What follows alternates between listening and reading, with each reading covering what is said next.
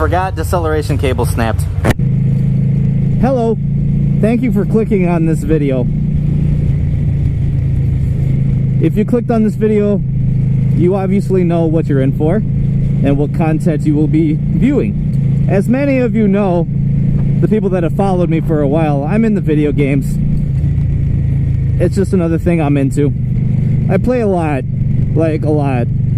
Like, I'm all over the place with the genres and types of games I play. There are some I won't play. Like, admittedly, I have never played World of Warcraft. Never. I just can never get into it. See, those kind of games are like time suckers. I mean, they take up a lot of your time to become really proficient. I mean, I can sit down and play a game from start to finish for quite a few hours, but there has to be a point where it stops. A game like World of Warcraft or League of Legends, those games don't stop. And that scares me. I've heard some stories about people like living their life like that. Like where their life is just basically all of that. And that's crazy to me. I have other things I do. Nice scooter, you little piece of shit!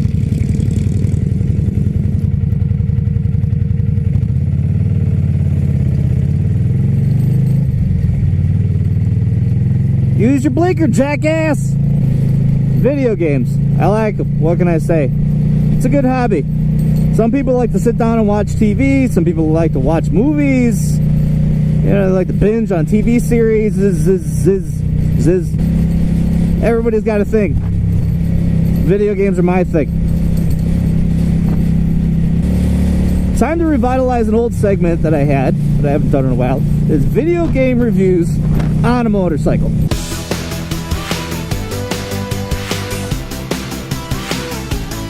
Hellblade, Senua's Sacrifice.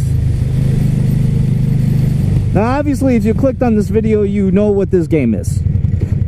Unless you're a subscriber of mine and you just clicked on it just to watch the video. Which, by the way, thank you. I'm over 200 subscribers and I can't thank you guys enough for watching me. I really appreciate it. I mean, it's crazy to think that you watch a guy like me, but I do appreciate you tuning in and listening to me ramble. So what is Hellblade Senua's Sacrifice? It's a third-person action game. I think it's a good way to start talking about what it is. But I use the term action loosely because it's action-based, but there's also a bit of experience in this game. Now, Hellblade Senua's Sacrifice is basically a look inside the mind of someone with psychosis and someone with, you know, depression, anxiety. Like, I mean, we're talking in the most extreme sense. I guarantee you probably, at least one of you out there knows someone who deals with depression or bipolar disorder or some sort of psychosis.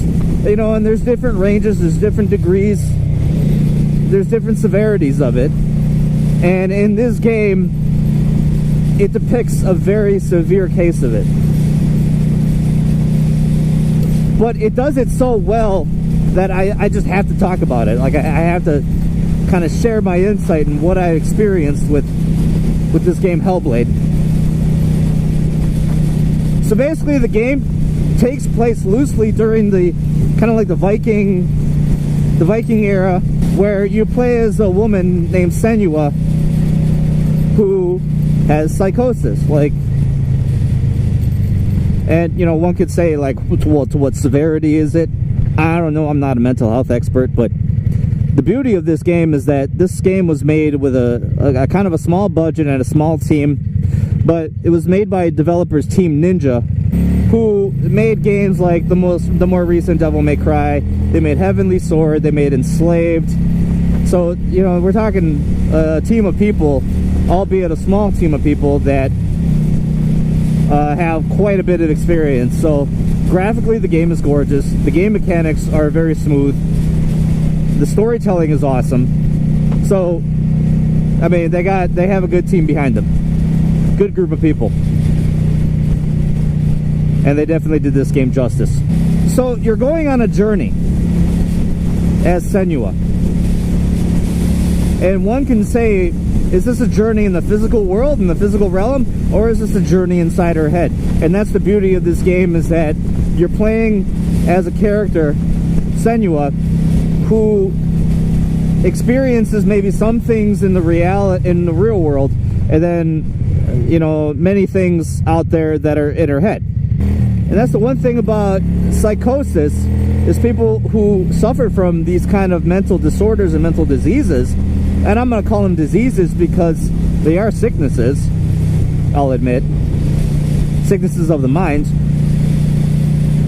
is, you know, one could say, well, is what she's seeing real? And to her, in the game, the character Senua, they are real, very much real. All the images that you see, all the interactions that you have, all the voices inside her head, the voices, oh my god, you have to play this game with headphones in order to fully get and live Senua's struggles. Because as you're playing throughout the game, you're walking through, you know, wooded areas, you're walking through beach fronts, you're walking through, you know, homes and, you know, little villages. You got voices talking to you throughout the entirety of the game. And there's some voices that are supportive, some voices that are insulting, some voices that are doubtful, some voices that are happy and excited, and they're bombarding you all at once, and it is terrifying. Especially when you go to certain points of the game where, when you get through certain parts of the game where there's a struggle or there's a challenge being presented, and the voices are telling you, no, you can't do this, and you got some voices telling you you can. So if you're going to get this game, I highly suggest you invest in a good pair of headphones. It's going to make the experience that much better. And even when you boot the game up, they actually give you a message saying, best experience with headphones. The challenges that you face in this game, combat-wise, you fight, you know, demons. You fight these human-like creatures that are dressed in, like, goat masks with fur and swords. So you have a sword, and that's basically how you're fighting these demons. And you know, when you defeat them, they dematerialize in thin air, and then another, you know, enemy pops up. Sometimes you get bombarded by 2 or 3 enemies at once, 4 or 5, and that's when the combat starts to get a little hectic and your anxiety starts to kind of peak. And that's where the game is interesting, because it really showcases, like, are these enemies real? And in a sense, you could say to yourself, well, they are, because you're physically fighting them. But they could all be in her head as well. And the enemies pop up in certain points in the game where Senua's anxiety reaches a high point. And that's when you get those moments where all of a sudden she becomes fearful and scared for her life. She's going on a journey, and I gotta say, for her to go on this mental journey inside her head, and I'm not gonna spoil much of the story, but it is definitely worth it. You do find some really awesome, great revelation. I shouldn't say great, but there are points in the story that are very revelatory.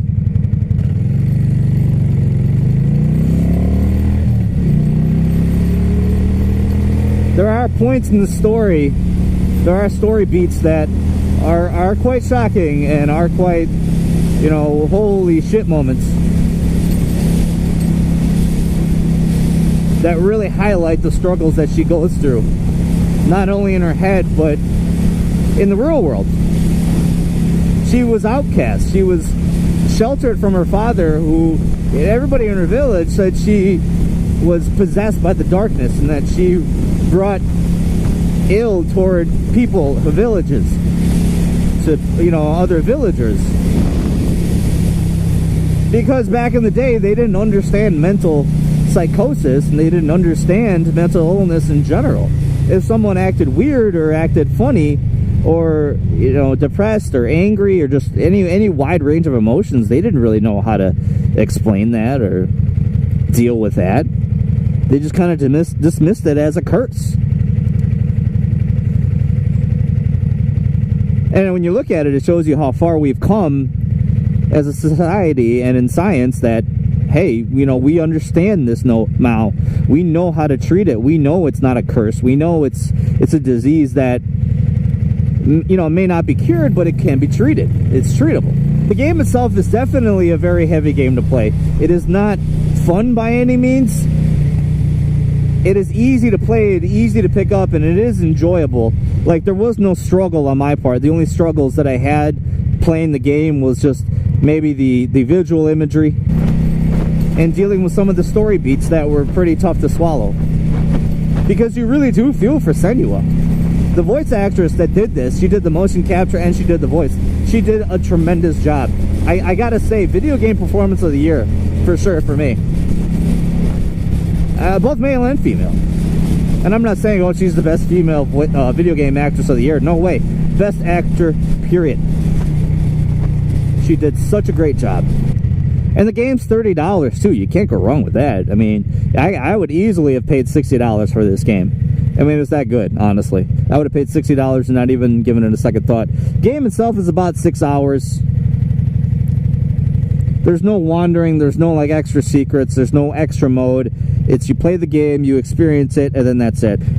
And the one thing I hope that if you play this game and you do decide to buy it and play it yourself, I do hope that you take away the message it's trying to depict. It's not depicting itself as an action game. It's not depicting itself as like, oh, this is a story piece type of game. I hope you don't take that as the main point away. I hope you take Senua's sacrifices and Senua's challenges as the main piece of the game. Because the developers really did a great job on actually working with mental health experts, people that suffered from mental illnesses themselves, doctors, physicians, therapists. They've worked with all manner of experts to really depict mental psychosis and all these disorders and diseases down to almost a playable game, to where you really experience it firsthand. It's one thing to watch a documentary on it or to watch a video on it, but to actually experience it for yourself in a video game, I think that's where video games can kind of push the boundaries of art and experiences to another level. It's one thing to watch it, it's another thing to experience it. And as mentally healthy individuals, we can't really fully understand mental illness. There's no way we can. We can study it, we can see it, we can, you know, observe it, but we can't fully experience it and truly understand. And maybe there's some people actually out there that, you know, can't even play a game like this. Maybe it reminds you of yourself. Maybe it reminds you of a loved one that you may have taken care of or had associations with. So that, I mean, that's my review. That's about it. I really encourage you to play it if you play video games. Like I said, it's not going to be a game that you're going to enjoy or have fun. Like, oh, you know, you have fun playing League of Legends or you have fun playing Call of Duty or whatever. This isn't a game that is like, oh, sit down with your buddies and have a good time. This is a very heavy experience, but I think is worth taking. I really do. So hey, if you've played this game yourself, kind of make a note of it in the comments and tell me what you thought of it. Maybe you didn't like it, you know, maybe, you know, this game's not going to be for everybody. Some people won't like it at all. Are you, oh.